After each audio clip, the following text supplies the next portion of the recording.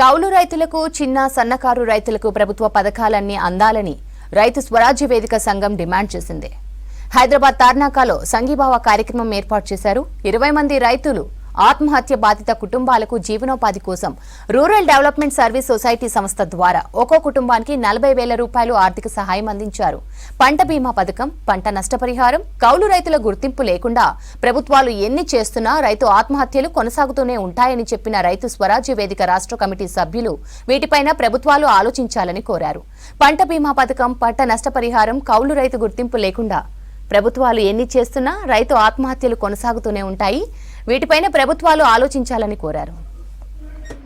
మా